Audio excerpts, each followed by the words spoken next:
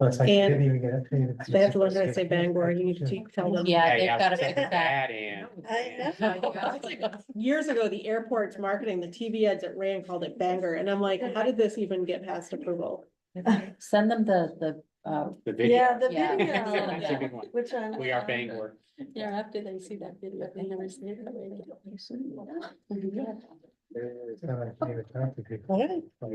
All right, we are live. This is a regularly scheduled infrastructure committee meeting. Committee members present are Councillor Dean, Councillor Fournier, Councillor Hawes, Councillor Muller. We also have Councillor Fish and Council Chair Pelletier and Councillor Trumbull present. And we're going to start up with a public works update. Right, so that's Aaron Hootery, actually. Yeah. He was just waiting for this to get going. I didn't want to be presumptuous. Aaron Hootery, Public Works Director, thank you for your time tonight. I just wanted to give an update of a bunch of different things that are going on. Somehow I ended up in the chair that slopes down again. I'm gonna slide right out of it. So the first thing I wanted to talk about was the Audubon Society of Maine grant application.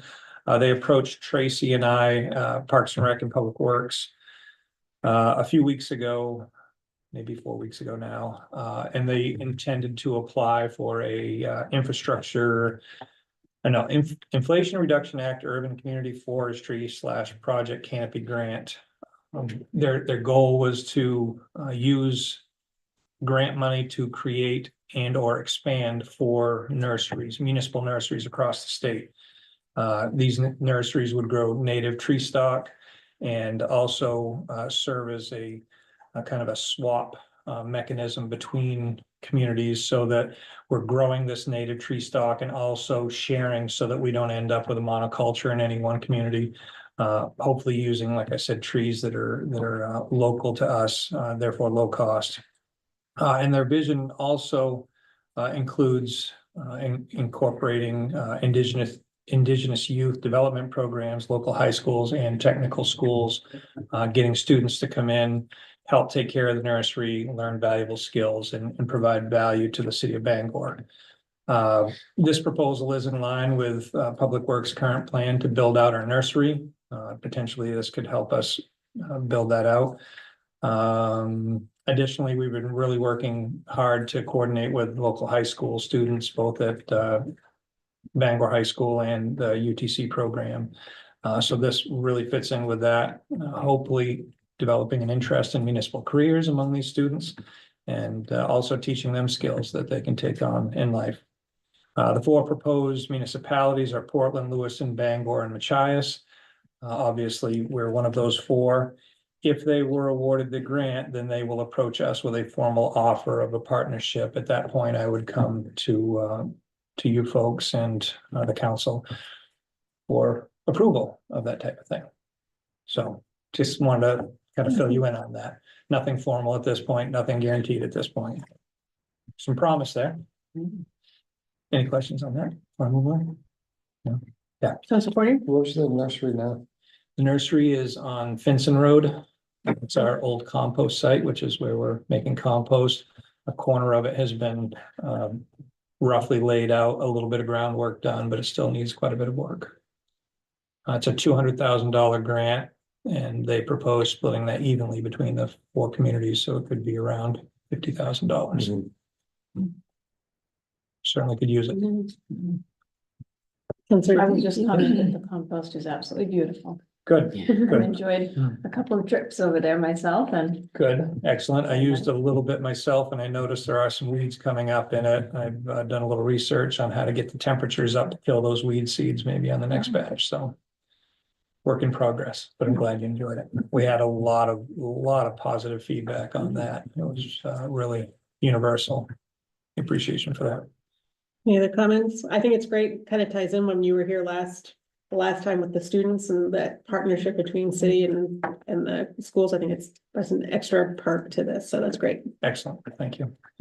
The next piece was the kind of looking back at and I know we're coming up on the hottest days of the year, and maybe the hottest day in the last few years, but looking back at our sidewalk plowing program, we made some pretty significant changes to the program last year with the hopes of clearing sidewalks quicker on walking routes for students. And this really wasn't a great test year for that. We just didn't get a lot of snowfall. We did get a lot of nuisance storms, but really, I think the feedback we received from residents was positive.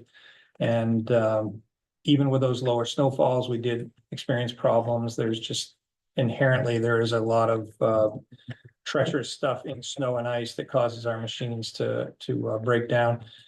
We had extra machines, fortunate that they were number one in stock when the city council approved us to spend some money to buy those. So that was really nice to keep those machines moving and keep the neighborhoods cleared. We did run into some, the same thing we've run into pretty much every year, snow piled up on sidewalks from people plowing their driveways. That does slow us down, whether it's a light year or a heavy year. That stuff gets pushed onto the sidewalk and it freezes up and causes quite a problem. So we took steps this year to educate. We made up some new signs, put those out. I received a lot of feedback from residents when I put those signs up. The idea is to just make them aware that this really isn't acceptable and that it's causing the city extra work and causing extra wear and tear on the machinery. We did not go beyond the education phase. It just wasn't winter. The winter didn't roll out that way. So we did not go beyond that, but our plan is to go into FY25 the same way. Educate residents and businesses that they're in violation where they are, give them an opportunity to fix it, and then look at our options from that point. And this is a violation of city ordinance and of state law. You know, I mean, there's no ambiguity here that this is a problem. I have a quick question Yeah, on go that. Do you have a list, like, is that something that can be addressed in fair weather? Do you have a list of addresses to maybe reach out to before winter and say, hey, before it becomes an impassioned thing and, you know, I just don't know if there's any. So Record. there was I may have scans of those handwritten lists as they were put out. They were reported back to me. I can't remember the exact number, but I believe it was in the hundreds of signs that we posted. I was thinking it might be one of those, like, and whether it's, if you don't have it this year, maybe next year to track and be like, hey, 40 McLaughlin Street, we tell them no, and every time they just pile it higher, just to be like, hey, we've told you, we know we've told you that you have sort of that paper trail, somebody can address in September and say, hey, winter's coming. So the new work order and asset management software may be a great way to track that with GIS tagging each time we put out one of those signs. Going back, I think would be difficult this year. Just something to consider. Yeah. For Thank you. Councilor Trimble. Who generates the list? Is it from the sidewalk plow drivers, or there was a property I drive by every day that I was kind of surprised they had one, because they actually don't not only plow their parking, their business, but they maintain the sidewalk as well. So I don't know why we cared about it, because it's clearing the sidewalk as well. Yeah, so there were cases where I talked to residents and they had cleared it. So our guy that went out thought that if our sidewalk plow had gone through and pushed back the snow, because there's a tunnel in between, Right. and if he thought our guy did it, then he put Oh, up I a see. sign. So when I got those Oh. calls and they said, well, yeah, we pushed it out and then we cleared it. Yeah. Sorry, Yeah. you know what I mean? And then I told them to remove the sign, and my folks to remove that sign. So there were some good conversations on that, and some that people's, a business or a neighbor next door were pushing it over in front of their building, and they felt very passionate about, this isn't me, I don't want to. So there were a lot of good conversations that way. And I think that we will, before we go into the next winter, we'll have to have a discussion about how that ordinance would be enforced, because removing the snow and charging a resident for that service, or $100 a day fine. Somebody from Public Works has to be out there either removing that snow or watching it to see, going back to check and see if it's been cleared yet. Both of those are pretty time consuming, so just probably going to be a discussion, I think, at a later point. The other component was the downtown clearing plan. We wanted to see whether or not we could handle the clearing the snow down there in a timely fashion. The ordinance 257-2 is still on the books. It does require property owners to clear their snow, but I think we really did a good job down there this year. It happened quickly. I actually got calls from some contractors saying, hey, I'm contracted to remove that snow, but every time I go, you guys have already cleared it up. What time do you get there so I can get there before you? Those kinds of conversations. But again, this wasn't a great year to test that out. We did discover that there's some basement hatches in the sidewalks that just aren't rated for the weight of the machinery that we're on. We had some low hanging awnings that made it more difficult to clear snow, and then some narrow passageways coming up Hammond Street Hill. We broke some of the tree grates because there's just not enough room to get up through there. So we're working on solutions to that. I'd really like to continue the downtown sidewalk clearing trial for one more year and hopefully get a real representative winter. And I know downtown businesses probably aren't crazy about that because they want to know one way or the other. But this just wasn't a great representative year. I feel like we were heading in the right direction, but when I bring this back later in the summer, I'd like to get some direction from you folks. So it sounds like what we should do is talk to those contractors and say, go to this house and say, the city's gonna charge you 100, I'll do it for 50 before they get here. And you could really kill two birds. Enterprise, yeah. That's what you're- I know later as it warmed up and we had to do some sidewalk plowing, there were some areas that the sidewalks are damaged. Are there some sidewalks that maybe we shouldn't be plowing? I know we Mhm. expanded it. Do we do an evaluation? Say, listen, these sidewalks aren't in condition to be plowed. We probably ought to not do these sidewalks. Yeah, so we discovered that we chose sidewalks that were not in great condition and the other side of the street is. So when we come back with an update, those changes will be reflected. Yeah, we did have a lot of requests from residents that, well, there's older people that live on my side of the street, so you should plow my side and not the other side, because younger people live there and can handle the shoveling. But yeah, I think that's really what our major learning was, is that we chose some bad sidewalks. Any other comments? I just want to give a real quick update on municipal review committee and the Hamden facility, the municipal waste solutions facility. We're still on track to start accepting waste in 2025. Things are going really well there. There's been some discussion about, okay, 2025, but I heard 2026. The idea is in 2026, we will reach full commercial operations, which is 180,000 tons of waste a year. 2025 member waste will be going into this facility. We're confident that we're on track for that. They are currently sorting waste there, bringing in tonnage from 4 different communities, and just trying to figure out, you know, what the machine will sort out, what they need to upgrade, and kind of figure out what that representative biogenic fraction, the part that they can actually turn into biogas. We did, our executive director, the MRC executive director, and the CEO of Innovative Solutions went out to Toronto and looked at a machine. And then the CEO, James, is going over to Italy, I think, where they're doing dirty waste. They're doing the exact same operation as we are. Toronto, it was actually separated out, municipal separation. But theirs had a lot of plastic waste in it. So it was a great trip out there, and again, very much on track to get this facility open back up and start recycling our goods. Councilor Fournier. What communities are currently being, I want to say it's Bangor is relatively close. Bangor, Holden. Oh, right here. Bangor, Brewer, Carmel, and Holden. and what percentage of Bangor? It's all equal amounts. Okay. Yeah, they're just trying to figure out. They did, I think, a little wider sample, more communities, and then I think they just want to get a better feel. And that was during the winter, summertime, the types of trash that go in your can changes a little bit. So, yeah. Is anything being sorted, actually being recycled at this point? No. Okay. No. Any other comments or questions?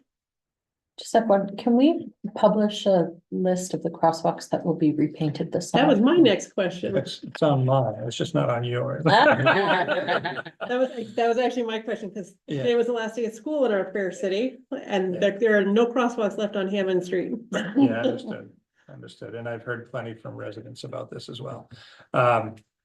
So the striping continues tonight. Very little was done prior to tonight, and our contractor unfortunately lost one of his striping trucks. The operator reached over to grab something out of his lunch pail and drove it right off the road, rolled it over. Everyone was fine, but that put a little bit of a damper in his plans here this spring, but he's on tonight and they're going every night that it's not raining. So we will see a considerable amount of striping, and those are your long lines and your skip lines. Stenciling starts Wednesday night, and then they will be working every night, Sunday night through Thursday going forward. And stenciling is your arrows and your stop bars and your crosswalks, which is the big push. The idea is to start from downtown and work their way out. So you'll see those major arteries done pretty quickly, and then slowly working into less traveled areas. Great. At the same time, I want to let you guys know, I just sent out an alert. Wednesday night in the downtown one-way triangle, so central to Hammond State to Harlow, that triangle area downtown, will have some trial applications of pavement markings applied, which means we are going to grind grooves in the pavement and then inlay the paint into the grooves to stop the plow from scraping those off.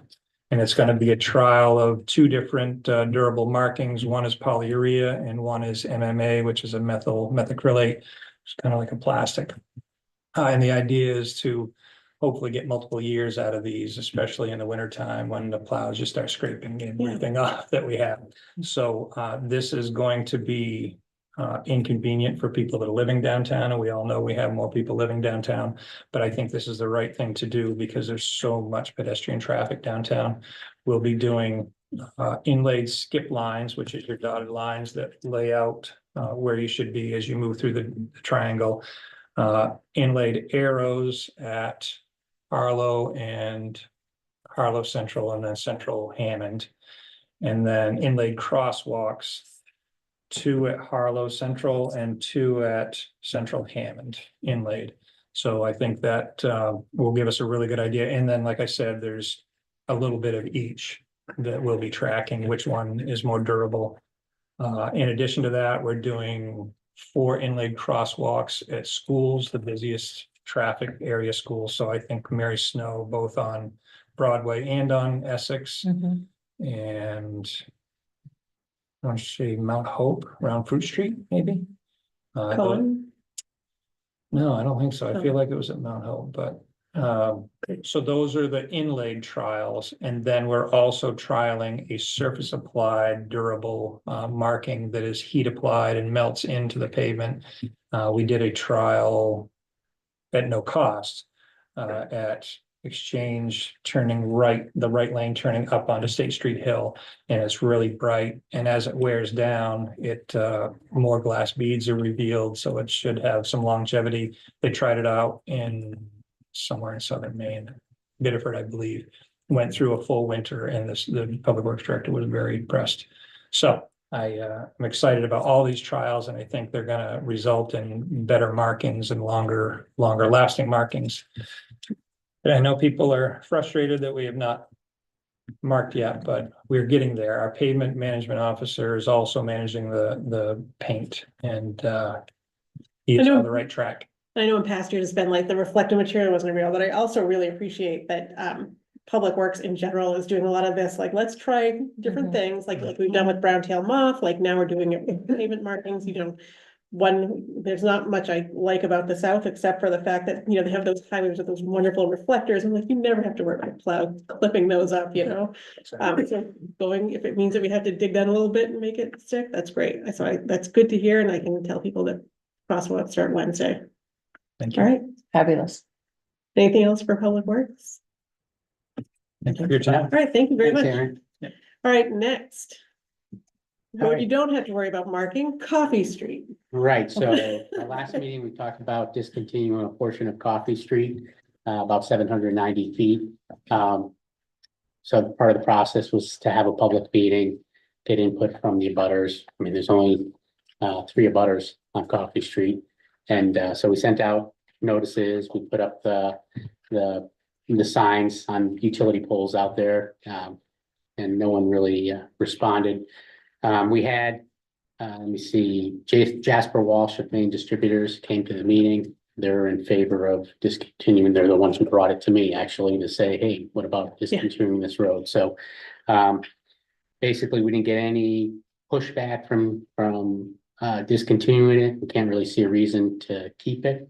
You know, they actually, I don't even think we plow it right now. I think they plow it because they use it the most and so when they're willing to take over the responsibilities, there's a sewer manhole and a 8-inch sewer main. That's part of the roadway that they're willing to take over as well. So I've submitted my engineer's report for the discontinuance and basically we need a vote for you guys to accept that report so we can move forward with the discontinuation. Any comments or questions? Will I entertain a motion? Move acceptance of the city engineer's report. Second. Seeing no doubts, that will go to council. All right, fantastic. And the next one are easements for the Ohio Street Bridge. Right, so we have Haley Ward doing design of the Ohio Street Bridge, which is over Birch Stream. The deck of the bridge is in bad shape. The wing walls are in bad shape. The bridge is only about 24 feet wide from edge to edge, so it's very narrow. There's no way to get shoulders. There's no way to get sidewalks in there. So they're doing a design to widen the bridge. We'll provide 11-foot travel lanes in each direction, 5-foot shoulders on both sides of the road, and then a sidewalk on one side of the road.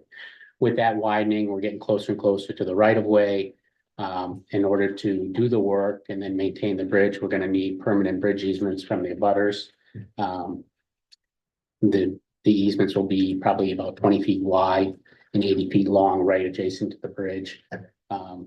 There's 3 abutters there. It's Bangor Assisted Living on the south side, and then Stephen Prey and Elizabeth Hagerman on the north side of the road. So I drafted up the easements. There's a little detail in there that shows, I can find it, it's not that one. Kind of shows what we're talking about. I don't know if you guys saw this or not. Yeah. Mhm. All right, so each property has an easement and a council order to go along with it. Basically, we need approval from you folks to get easements from these folks. Hopefully, you know, I've talked to all of them. You know, they all seemed like they were willing to provide the easement, so hopefully it just moves forward fairly easily, but. Okay. That's terrible. Just a question, how do you determine what an easement's worth in this case? Yeah. I usually determine that it's not worth anything and they give it to us. Of most people? It's, yeah. I mean, if, you know, it'll have to go through a process if it becomes more than that. Right.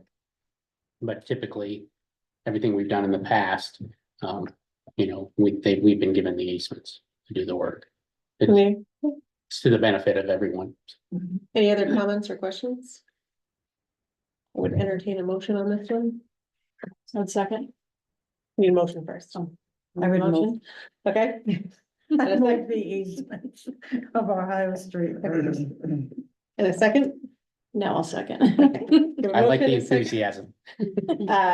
Seeing no doubts, that will go to council. So the next one is another easement from Versant for Milford Street Extension. Right, so Versant contacted us. They're trying to provide service to Penquist Cap residential development that's going on Milford Street Extension. That's near Mary Snow School. So basically the ideal location to service across the street for Penquist Cap is on our vacant lot. They want to put a pole and an anchor. So there's an easement in there from them requesting. They did the paperwork on that one. But we need approval from you folks to move forward with Housing is that. not valuable without power. Yeah. Similar question, so that doesn't impact access to that lot for. No. I went and they had it staked out and they're leaving enough width. There's about 30 feet of width there that we can get access to that lot if we need it. All right, similar question. This one says there's consideration, this one, how much are they paying for the easement? Yeah, they're not paying anything They're for not these paying meetings either. It's not worth They it. considered it and they decided not to. Seems like worth something. Well, it's nice to have working relationships. It's worth that, how many units of housing are going up, like, I think that's what. You know, yeah. How Well, much they yeah, gonna make yeah. for power? How much And they- actually, you know, Yeah. we had to relocate 2 utility poles on that bridge project. Yeah. And they basically are willing to do it and they're not, you know, pushing back on that. So I appreciate that. So giving up little pole easements, Okay, not a lot of work. I would entertain a motion So moved. for the second. Second. I have a motion and a second, seeing no doubts that will go to council. So the next one is just an update. Yeah. With the Village Partnership Initiative. Right, so we had our first public meeting, May 22nd, at the Bangor Arts Exchange, to kind of gather input from the public.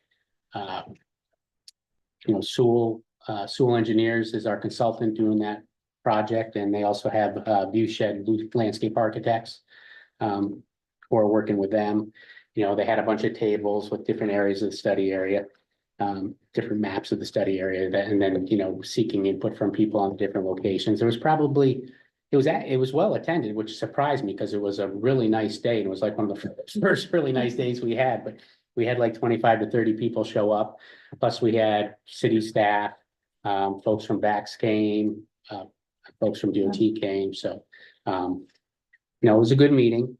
Kind of the, you know, I sat at one table and kind of went over some of the stuff, but for me, most of the people wanted to talk about other stuff, other complaints they had at different locations in the city. So I was like, okay, whatever, but, so I didn't catch most of the overarching comments, but, I asked Sewell to kind of summarize and they gave me these 4 bullet points. They said, crossing safety at Franklin and Harlow intersection and State Street and Harlow Street intersection was noted. A lot of people encourage parking in the parking garage to reduce the need for street parking and eliminate diagonal parking for safety. Also more accessible public parking was asked for. Improved green space along backside of parking garage, behind the federal building and along the waterfront, including trees and playground features. You know, they're both talking about east and west sides of Kenduskeag Plaza there. And then additional benches and community space, art murals throughout the study area. So, you know, they're gonna be available at the Sidewalk Festival, July 6th, I think it is. They're gonna have a booth and I think Sewell's gonna attend it. I think Maddie's gonna, Maddie's from Dax over here. She'll be there. So we'll just keep going from there. Any So I comments just or wanted to questions? kind of Councilor Pelletier? I think that elimination of diagonal parking seems like it makes sense on State Street, like near Bangor Savings Bank. It's a Yeah. really narrow stretch, and when you have people with really big trucks, Mhm. it can quickly reduce that from 2 lanes to 1. But I'm glad to see, you know, 25 to 30 people show up. Yeah. To share their opinions. Looking forward to hearing additional feedback on it. I love how passionate people are about downtown. And excited to see what comes out of it. Yeah. Thank you. Yeah, and the diagonal parking also like on Central Street was Mhm. something that was brought up too, so. Yep. It's just not me bringing it up, there's other people that are fans of it, so. I like diagonal parking on Central Street, but. Do you? I do. Around I the don't- corner, it sticks right out, it pretty much pushes you. Like I said, I'm usually up higher, but State Street, you get a pickup truck there for somebody who's dropping something off and you're in Brewer. Yeah. Trying to get around Pickup it. truck with a ladder sticking out. Yeah, Right. yeah, yeah. And there's also a sign there that says no parking this way, and I pulled into it and I was like, I don't know if I can park here, and I ended up leaving, but that was another one that threw me off. Hmm. It was like the sign had had opposing thoughts to my brain, but, all right, so that doesn't need a motion, that's just an update. The last piece is Randolph Drive Phase 3. Yeah, this is just kind of a discussion too to move forward later on possibly. So Lou Silver did phase 1 of our K-Part project back in 2020. And they did a good job with it. It was a competitive bid. And then in 2022, they asked us if they held their prices. I don't know if you guys remember this because we brought it to you. If they held their prices, would we have them do phase two, which was a portion of Randolph Drive? And you guys said, you know, that sounded like a good deal. It was sounded like a good deal to me. And so we just put a change order to the Griffin Bowling Drive sewer and added the Randolph Drive sewer. So that was in 2022. Now in 2024, Blue Silver again has come to us and because he knows the master plan there for the improvements. And he said, you know, same thing, you know, I'm willing to hold my prices from 2020. If you got, and we just negotiate this contract to move forward with it. So I guess I'm asking you guys if that's something that, you know, we can straight face and you feel good about. I mean, certainly the prices from 2020 are pretty good. I'm actually wondering, you know, I guess for Blue Silver, it's, you know, he knows what he's getting into. He knows the people he's working with, and maybe that's enough to hold those prices, but it seems like an opportunity to get more work done for 2020 prices. So Amanda's here. I don't know if she wants to say anything on it. No, the only thing I would say is that is, a portion of the capital improvement plan for the approved FY 25 budget, and we did base it off of those estimates. Any comments or questions? I think anything you can get for a Right. 2020 prices. Exactly. Yeah, It's a I think- dozen eggs or a Randolph Drive, it's. Yeah. Probably a pretty good deal. Right, and so we would come back, you know, we would, you know, we have an estimate in there based Yeah. on, you know, for you guys to look at based on. You know, we had our small projects prices in there that are current, which are a little high because it's the small projects, always Mhm. small pieces of work, so you're not doing 1,000 feet of pipe at one time, but still. They're much higher than what we have for Blue Silver prices, so. So this is just taking the temperature, not. This is basically, yeah, that's not the real number, but if he's willing to hold his prices, we'll fine tune it. We have to do construction drawings for it anyhow, and then come back with you with the real price that should be somewhere in that ballpark, so. So I do you, just- do you need a motion on it? No, I don't need anything right now, Right. so. Sound good to you? That's good. Okay. Great. That's all I got. That ends the infrastructure committee. All right. Thank you very much. Finance is next. Stay tuned. Hey, John, do you know when they plan to finish the project at the Columbia Street Garage, the upper deck? July